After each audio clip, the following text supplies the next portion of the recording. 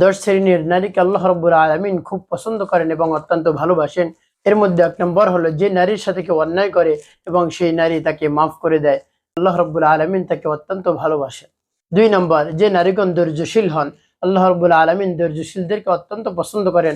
আপনি সুখে দুঃখে বিপদে আপদে এবং বালা মুসিবতে রোগে শোকে যদি আপনি আল্লাহর উপর পূর্ণ ধৈর্য ধারণ করে মোকাবিলা করতে পারেন, তাহলে আল্লাহ রাব্বুল আলামিন আপনি প্রিয় বান্দা হতে পারবেন এবং আল্লাহ রাব্বুল আলামিন তাদেরকে অত্যন্ত ভালোবাসেন। আল্লাহ রাব্বুল আলামিন পবিত্র কোরআনুল কারীমের মধ্যে বলেন, ইন্নাল্লাহা মাআস সাবিরিন, নিশ্চয়ই আমি ধৈর্যশীলদের সাথে থাকি।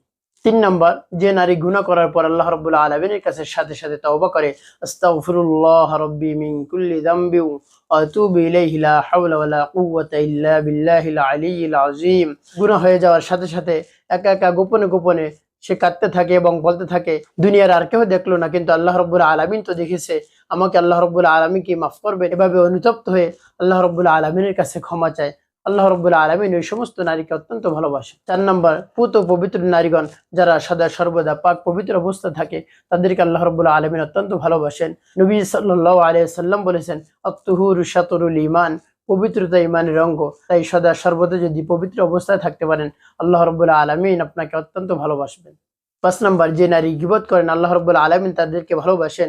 গীবত মানে পিছনে বসে কাহারো দোষ চর্চা করা। যদি কাহারো পিছনে বসে দোষ চর্চা করে, আল্লাহ রাব্বুল আলামিন তাদেরকে পছন্দ করেন না। তাই গীবত করা মারাত্মক অপরাধ। আল্লাহ রাব্বুল আলামিন বলেন, আইয়ুহিব্বু আহাদুকুম আইয়াকুলা লাহমা আখি মাইতান ফাকারিহতুমু।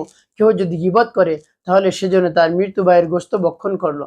দেখুন, কেউ এই জঘন্য কাজ করে না যে তার মৃত্যু ভাইয়ের গোশত খাইতে কেউই চায় না, এত বড় জঘন্য কাজ। তো কেউ যদি গীবত করে তাহলে সেজন্য তার মৃত্যু ভাইয়ের গোশত ভক্ষণ করলো। তাই যে নারী গীবত করেন, আল্লাহ রাব্বুল আলামিন তাকে অত্যন্ত ভালোবাসেন।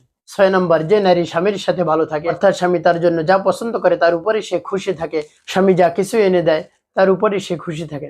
7 নম্বর যে নারী বাহিরের পরপুরুষ থেকে নিজেকে হেফাজত করে, যখনই কোনো পরপুরুষ দেখে তখনই নিজেকে আবৃত করে এবং তাদের সামনে কোনো উচ্চ গলায় কথা বলে না, আল্লাহ রাব্বুল আলামিন ওই সমস্ত নারীদেরকে অত্যন্ত পছন্দ করেন।